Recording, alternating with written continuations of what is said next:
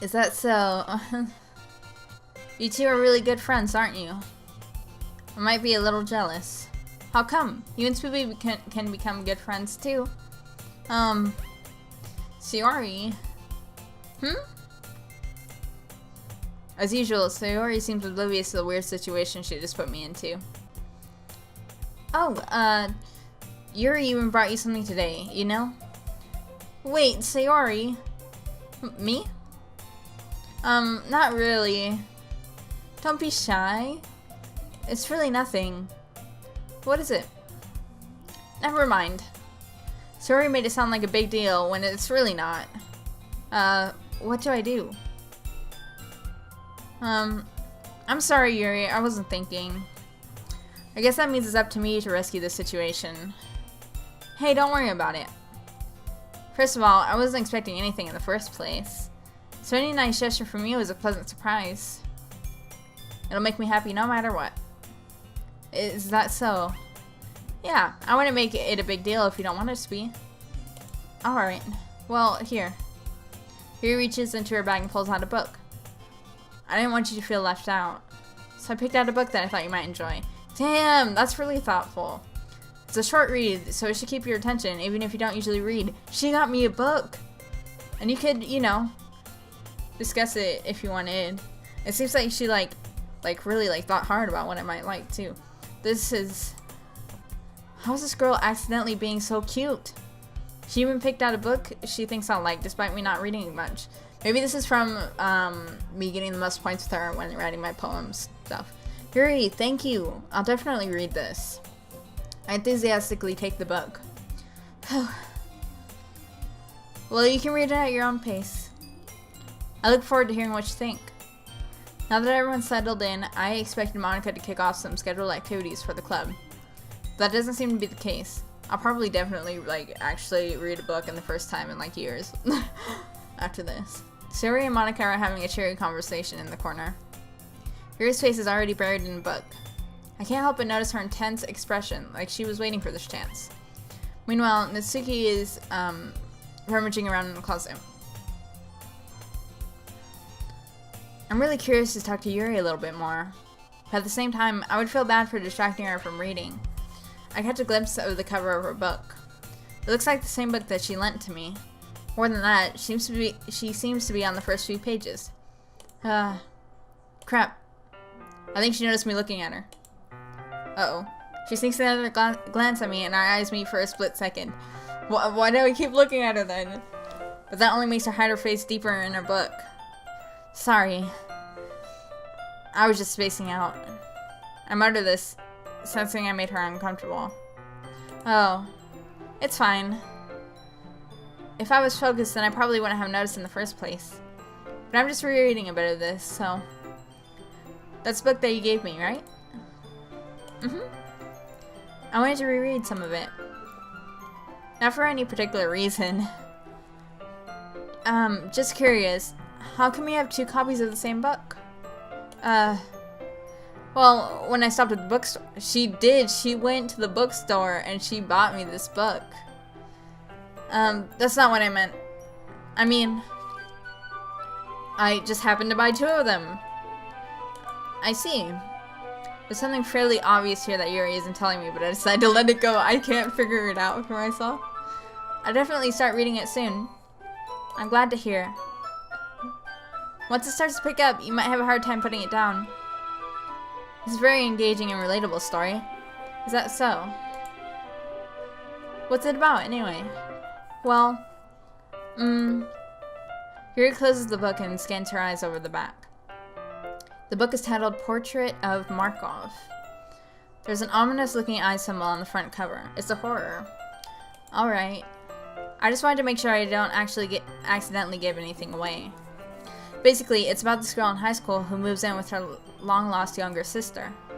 But as soon as she does so, her life gets really strange.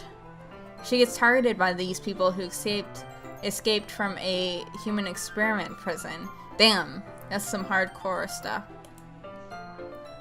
Human experiment prison. And while her life is in danger, she needs to desperately choose who to trust. No matter what she does, she ends up destroying most of her relationships, and her life starts to fall apart. That's kind of dark, isn't it? Yuri made it sound like it was going to be a nice story, so that dark turn came from nowhere. Yuri gently giggles all of a sudden. Are you not a fan of that sort of thing, Spoopy? No, it's not that. I mean, I can definitely enjoy these kind of stories, so don't worry. I hope so. Yeah, I totally forgot that Yuri is into those things. She's so shy and reclusive on the outside, but her mind seems to be completely different. It's just that those kind of stories, they challenge you to look at life from a strange perspective. When horrible things happen, not just because someone wants to be evil, but because they have their own goals or their own philosophy that they believe in. Those are the best villains. The ones who believe that they're doing the right thing. Then suddenly, when you thought you related to the protagonist, they're made out to be the naive one for letting their one-sided morals interfere with the villain's plans. I'm rambling, aren't I? Not again. I'm sorry. Hey, don't apologize. I haven't lost interest or anything. Well, I guess it's alright then. But I feel like I should let you know that I have this problem. Uh-oh, here we go. When I let things like books and writing fill my thoughts, I kind of forget to pay attention to the other people. So, I'm sorry if I end up saying something strange. Okay, well, that doesn't sound bad, actually. I thought it was gonna be like this whole thing. And please stop me if I start talking too much. I really don't think you need to worry. That just means you're passionate about reading. The least I can do is listen. It's a literature club, after all. That's true. In fact, I might as well get started reading it, right? You don't have to. What are you saying? Just a moment ago, you said you were looking forward to it. Let me just get the book. I quickly retrieved the book that I had put into my bag. Alright, it's fine if I sit here, right? I slip into the seat next to Yuri's. Yeah. Are you sure? You seem a little apprehensive. I'm sorry. It's not that I don't want you to. It's just something I'm not very used to. That is, reading in company with someone. I see. Well, just tell me if I end up distracting you or something. Alright. I open the book and start the prologue. I seem to understand what Yuri means about reading in company. It's as if I can feel her presence over my shoulder as I read. It's not a particularly bad thing. Maybe a little distracting, but the feeling is somewhat comforting. Yuri's in the corner of my eye.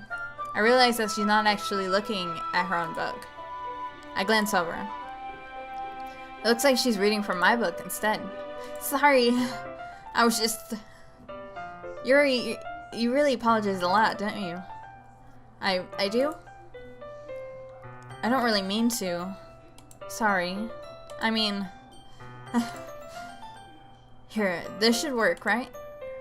I sign my desk until it's up against Yuri's, then hold my book more between the two of them. I suppose so. Yuri timidly closes her own copy. Once we each lean in a little bit, our shoulders are almost touching. It feels like my left arm is in the way, so I instead use my right hand to hold the book open. I guess that makes it kind of difficult to turn the page. Here. Yuri takes her left arm and holds the left side of the book between her thumb and forefinger. What a squad. I do the same with my right arm on the right side of the book. That way, I turn a page and Yuri slides it under her thumb after it flips to her side. But in holding it like this, we're held even closer together than before. It's actually kind of distracting to me. Where is everyone else? Where did they go? It's as if I can feel the warmth of Yuri's face, and she's in the corner of my vision. Are you ready? To turn the page. Oh, sorry. I think I got a bit distracted for a second. I glance over at Yuri's face again, and our eyes meet. I don't know how I'll be able to keep up with her. That's okay. You're not as used to reading, right? I don't mind being patient if it takes you a bit longer. It's probably the least I can do. Since you've been so patient with me. Yeah. Thanks. We continue reading. Yuri no longer asks me if I'm ready to turn the page. Instead, I just assume that she finishes the page before me, so I turn it by my own volition. We continue the first chapter in silence. Even so, turning each page almost feels like an intimate exchange. My thumb gently letting go of the page, letting it flutter over her side as she catches it under her own thumb. Hey Yuri. This might be a silly thought, but the main character kind of reminds me of you a little bit. I'm really waiting for it to get like creepy, like I'm on edge. You think so? How does she? Well, I guess she's more blunt in a lot of ways, but she also second guesses all the things that she says and does. Like she's afraid she'll do something wrong. It's not like I can see into your head or anything, but they're kind of reminiscent of some of your mannerisms. I see. You remain silent for a moment. But Spoopy, that's probably a terrible thing to have in common with her. That's so embarrassing that you think that. Wait, I didn't mean it in a bad way or anything. Sorry, I really didn't know you were self-conscious about that sort of thing. Damn. I guess I more meant that it's kind of cute.